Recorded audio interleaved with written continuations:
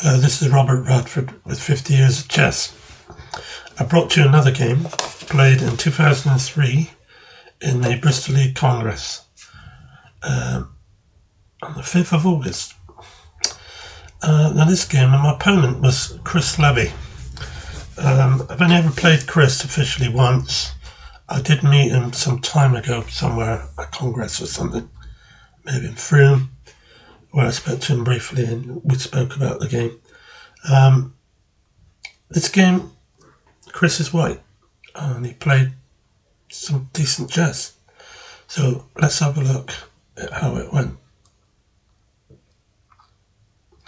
He played e4, c5, knight f3, d6, got a Sicilian, a different variation here.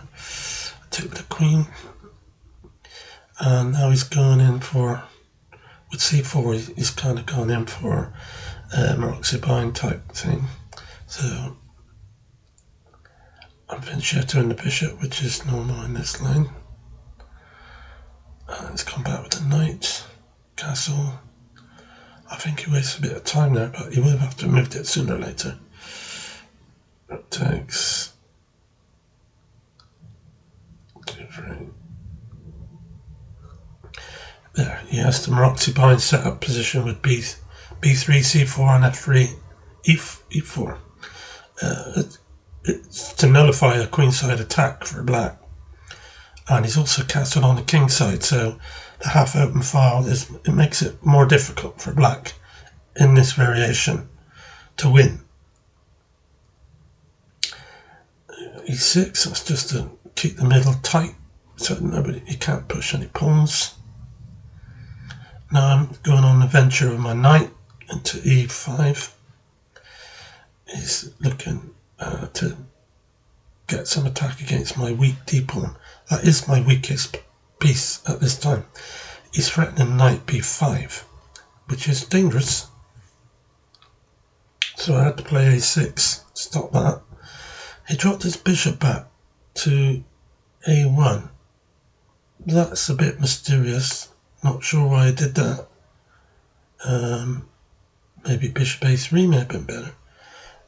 But he did bishop a1 anyway.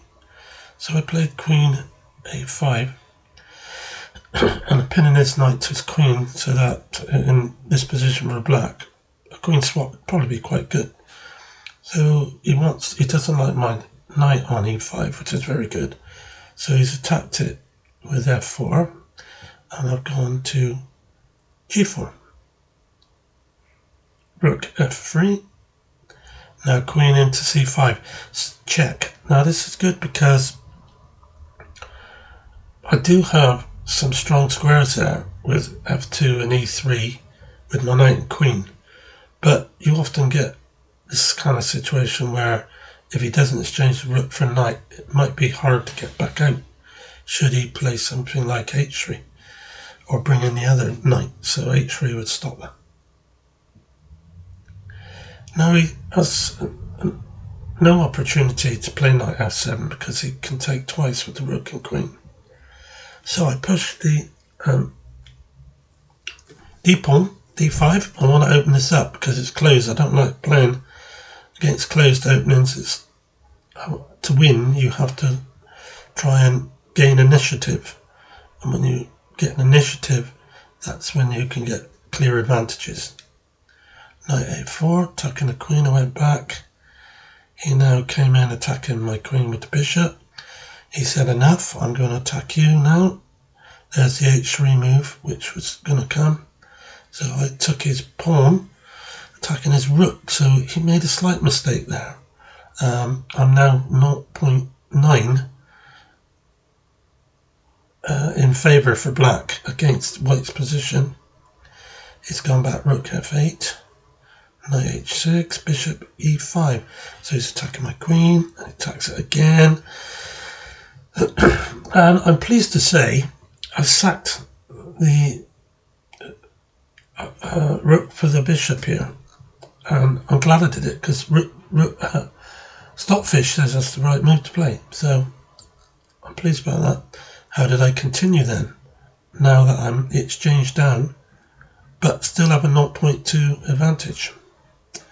Now I'm saying let's swap knights, which we do, and I've got a very solid pawn chain over there. I've got 2 doubled pawns, and he's got 3-2 advantage with pawns on the queen's side.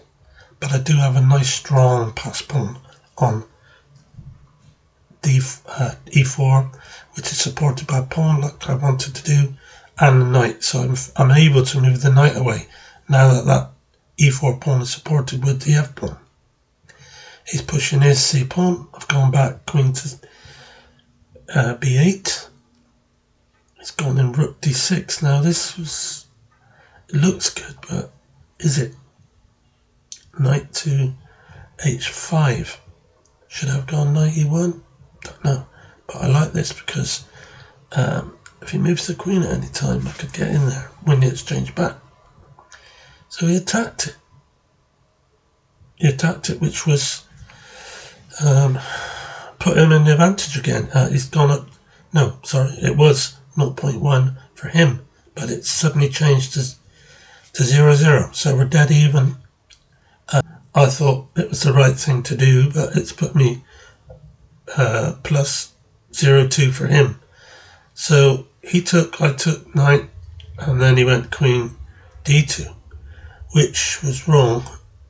He should have played b4, supporting that c pawn, b3.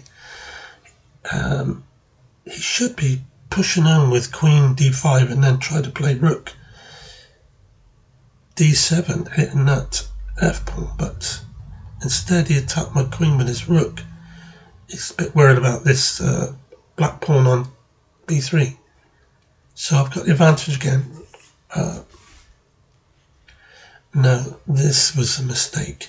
He shouldn't have played a takes b, because that c pawn is going to drop, and he should have been ready to protect that pawn.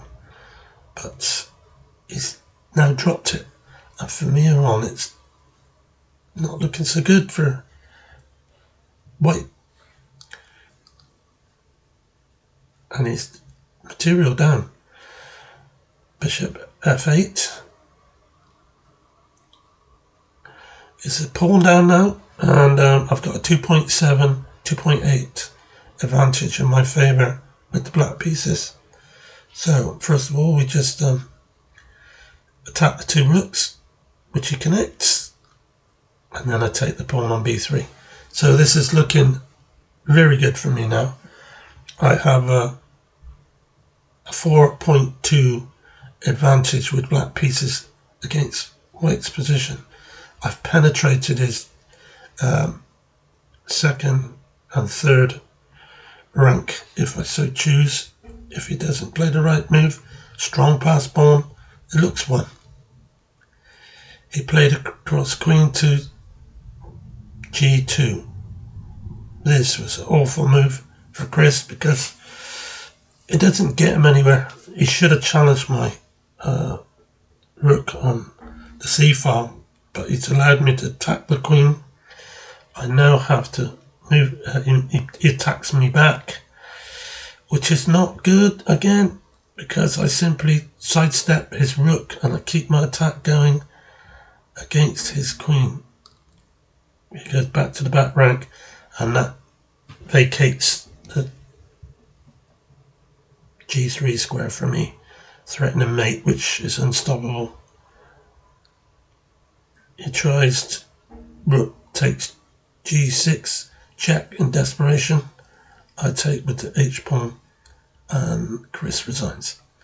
So there you are. That was a game with Chris Levy from 2003 in the Bristol Congress. I hope you enjoyed it, and I hope to see you soon with some more games. Bye.